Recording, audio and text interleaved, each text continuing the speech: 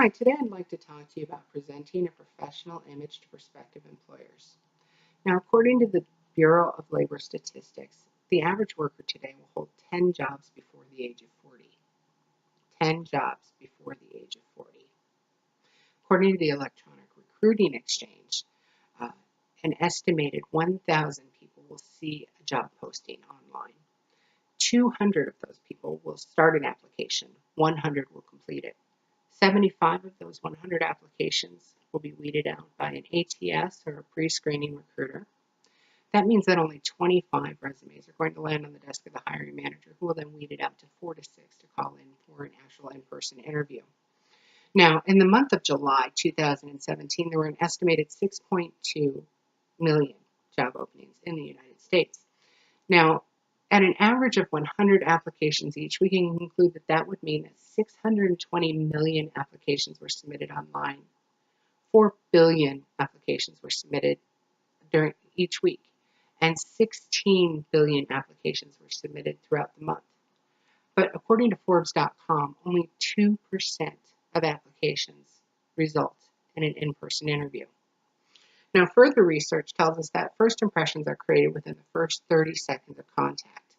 And the average hiring manager spends only 5 to 6 seconds looking at a resume before deciding whether or not to call someone in for an interview.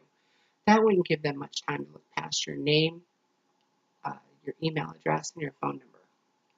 Now, I've worked in candidate sourcing for more than 5 years, and I field calls and applications for more than 100 candidates each week, and I've seen a lot of things over these last 5 years. Most people, I don't feel, put any forethought at all into the email addresses they have on their resumes, much less their voicemail setup or their social media presence even. Now, due to today's PC and litigious society, no recruiter is going to tell you why you were passed over for a particular job, but they'll just hire someone else. I see this happen every day. Now, I'm going to walk you through some of the things I feel are the most important for you to consider before sending out your resume. Now, the very first thing I think you should do is create a new email address. Use Yahoo or Gmail or some other free service. An AOL email address says that you're over 40. An EDU email address says that you're still in school. And if you use a paid service provider, at some point your email address is going to change when you change service providers. Now, ideally, your new email address should be your first name, initial, last name, @gmail.com. Do not use your email address to advertise your favorite sports team or your politics, your marital status, and of course, do not reference your age or your children in your email address. Now that you've created a professional email address, let's take some time to talk about your social media presence. Now, using your new professional email address, you want to set up new social media accounts. Now, take a look at this graph. Now, at some point in the hiring process, 93% of employers use LinkedIn and 66% use Facebook to look up job applicants, as shown here by the dark green bars. Most of those will be running their search for your profiles based off your name or the email address that you provided on your application. Now, no one is going to buy that you do not have a Facebook or an Instagram account.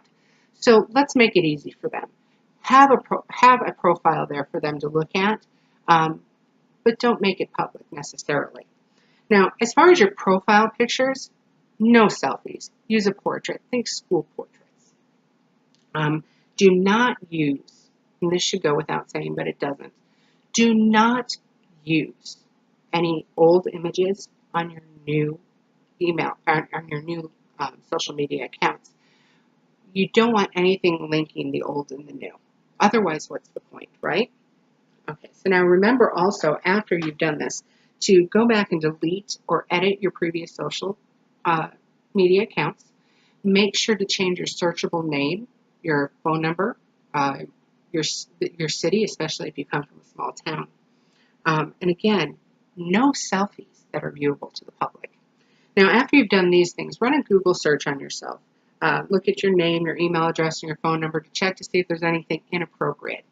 And by inappropriate, I want you to think about a grandma filter. Is this something I want my grandma to see? Or my children? Now, the last recommendation I have for you today is to set up your voicemail. Your safest and best bet is to use an automatic grading and just record your first and last name. Do not use a text service or an app as a phone number on your resume. The vast majority of hiring managers will be calling, not texting you for an interview. And they will expect the number they call to be a contact phone number for you, not a texting number you use. Remember to check your voicemail every day and delete old messages. A full voicemail box is a sign of immaturity and laziness, and these are not qualities that a prospective employer is looking for. Now, return every phone call promptly. Here's another tip. When you answer the phone, say this: hello. Sounds easy, right? And yet most people today, I found, answer the phone by saying, yeah, what, hey, gee. They know they're looking for a job, right?